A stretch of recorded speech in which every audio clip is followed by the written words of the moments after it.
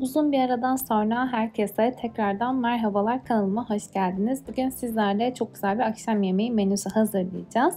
İlk olarak havuç taratorlu bir kabak sarma yapacağız. Hazır kabaklar varken bu tarifi değerlendirebilirsiniz. İlk olarak kabakları ince ince kesiyorum. Daha sonra gözüme biraz uzun geldiği için ikiye böldüm. Bu şekilde ince ince kesiyorum.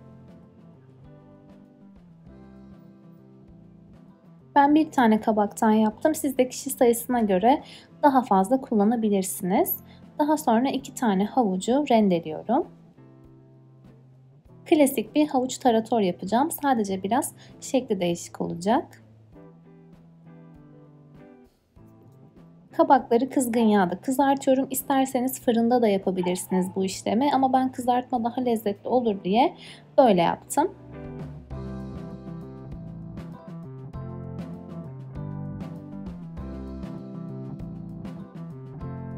Burada peçetede yanıyordu. Neyse ki hemen gördüm. Kabakları kızarttıktan sonra biraz tuz da serpiyorum. Şimdi havuçları kısık ateşte biraz sıvı yağ ile birlikte iyice yumuşayana kadar kavuracağım.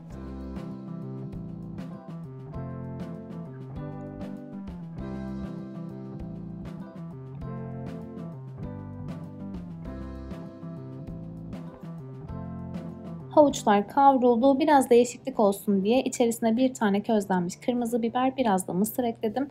Şimdi süzme yoğurt, mayonez, tuz ve sarımsak ekledikten sonra bütün malzemeleri karıştırıyorum. İsterseniz kırmızı biber ve mısır koymasanız da olur. Ben biraz değişik olsun diye koydum. Şimdi bir tane kabağın üzerine biraz havuç tarator koyuyorum ve rulo haline getirerek servis tabağına alıyorum. Gördüğünüz gibi çok kolay, çok lezzetli. İsterseniz havuç taratoru direkt tabağa alarak da servis yapabilirsiniz. Ama bu şekilde misafiriniz geldiği zaman değerlendirebilirsiniz. Gayet şık ve lezzetli oluyor. Tavsiye ederim. En son biraz daha görsel katsın diye hem de dereotunu kabağa çok yakıştırdığım için dereotu ekledim. Yarımşar çeri domates ve kürdanla birlikte servisini bitiriyorum. Bitmiş hali bu şekilde. Şimdi yemeğe geçiyoruz. Sebzeli tavuk, patates püresi, bir de makarna yaptım. Aslında makarna yapmayacaktım ama son anda istek geldiği için onu da ekledim. Bu tavuk yemeği gerçekten çok güzel oluyor. Davetlerinizde de yapabilirsiniz. Tavukları bu şekilde ince ince kesiyorum. Aslında benimkiler çok ince olmadı. Siz eğer keserseniz, kasabınıza kestirirseniz daha iyi olur. Biraz daha ince olması gerekiyor. Tavukları bir kaseye aldıktan sonra marine sosunu hazırlayacağım. İsterseniz bu işlemi bir gece önceden de yapabilirsiniz. Yarım çay bardağı sıvı yağ koydum. Zeytinyağı da kullanabilirsiniz. Yarım çay bardağı süt ekledim. Üzerine biraz tuz ekliyorum. Kırmızı toz biber, kekik ve istediğiniz farklı baharatlar varsa onları da ekleyebilirsiniz. Ben sadece bunları kullandım. Şimdi hepsini karıştırıyorum. En az 4-5 saat buzdolabında dinlenmeye bırakacağım. Dediğim gibi eğer vaktiniz varsa bir gece önceden de yapabilirsiniz. Tavuklar dinlendikten sonra üzerindeki harcı hazırlıyorum. Bir tane soğanı bu şekilde doğradım piyazlık. 3-4 tane sivri biber kullanacağım. Bunları da aynı şekilde ince ince doğruyorum. Bir tane de kapya biber kullandım.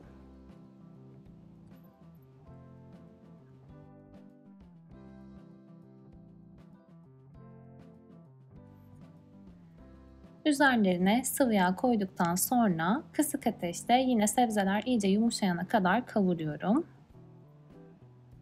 Bu kıvama geldikten sonra üzerine mantarları ekliyorum. Yaklaşık 200 gram kadar mantar kullandım. Normalde bu tarifin içerisinde aslında ıspanak da var. Bir önceki yaptığım ıspanaklı yapmıştım ama şu an elimde yoktu, o yüzden kullanmadım. Eğer elinizde varsa böyle bir avuç kadar falan ıspanak da ekleyebilirsiniz. Çok yakışıyor. Daha sonra üzerine tuz ve karabiber ekledim. Biraz da pul biber ekleyerek tekrardan karıştırıyorum. Son anda tavuğa çok yakışır diye biraz da köri ekledim. Siz eklemek zorunda değilsiniz ama bence çok güzel bir aroma verdi. Şimdi üzerine bir kutu sıvı krema ekliyorum.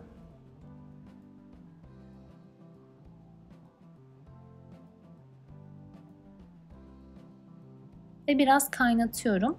Krema biraz koyulaştıktan sonra, biraz kıvam aldıktan sonra altını kapatacağım ve böylece üzerindeki harcım hazır hale gelmiş olacak.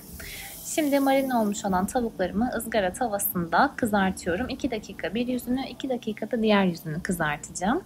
Eğer ızgara tavanız yoksa normal tavada da yapabilirsiniz tabii ki.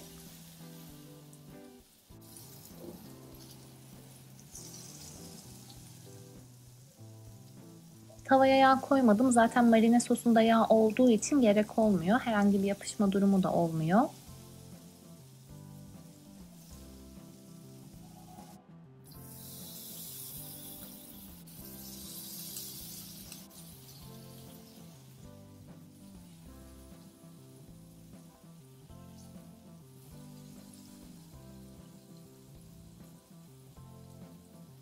Ocağın en büyük gözünde en yüksek ateşte tavukları pişirdim.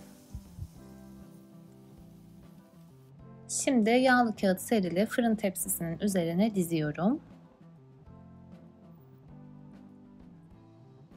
Bu yemeğin servisi çok kolay oluyor. Tek tek olduğu için porsiyonlaması çok rahat oluyor.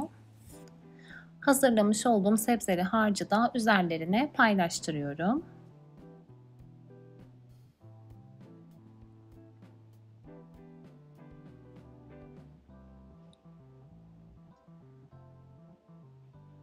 En son üzerine kaşar peyniri rendesi koyuyorum ve önceden ısıtılmış 175 derece fırında kaşarlar eriyip kızarana kadar bekleteceğim. Bu yemeği isterseniz öğlen hazırlayıp streçleyebilirsiniz. Akşam kaşarını koyup fırına verebilirsiniz.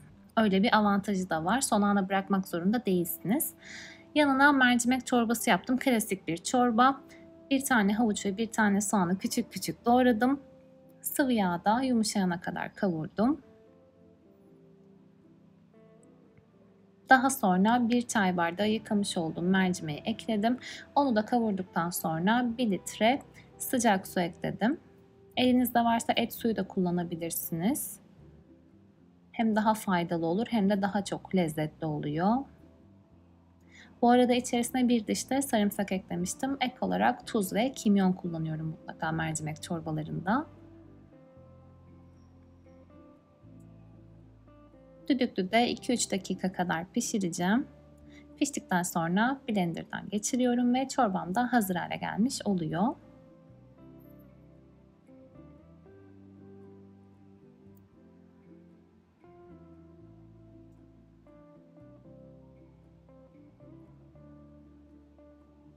Patates püresi için düdüklünün içerisinde patatesler haşlanıyor. Diğer tarafta makarnaları da koydum. Aslında dediğim gibi makarna yoktu ama son anda istek geldiği için onu da hazırladım. Şimdi makarna sosu için tavanın içerisine az miktarda zeytinyağı aldım. 2 tatlı kaşığı domates biber karışık salça koydum. 2 diş de sarımsak ekledim.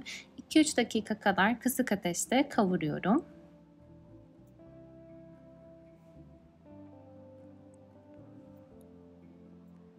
Bir su bardağı kadar yazdan hazırlamış olduğumuz domates sosumu da ekledim.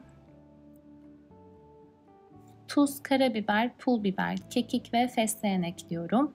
Fesleğen ve kekik özellikle bu sosa çok yakışıyor, tavsiye ederim. Tekrardan karıştırıyorum. Yarım çay bardağı kadar da sıcak su ekledim.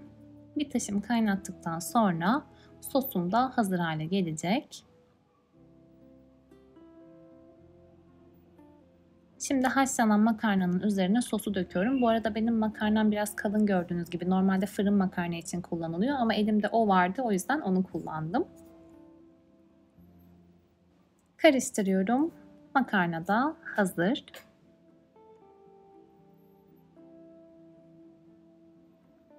Patates püresi için de haşlanmış patateslerin üzerine yarım çay bardağı kadar süt, 2 yemek kaşığı kadar tereyağı ekledim. Hepsini eziyorum. İsterseniz kaşar da ekleyebilirsiniz ama ben genellikle koymuyorum. Bütün yemeklerim artık hazır. Servise geçiyorum.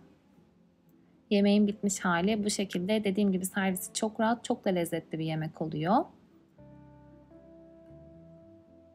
Ve menümün bitmiş hali bu şekilde. Umarım sizlere de fikir olmuştur. İnşallah arayı bir daha bu kadar açmayız. Videoyu beğendiyseniz beğen butonuna tıklamayı ve kanalıma abone olmayı unutmayın lütfen.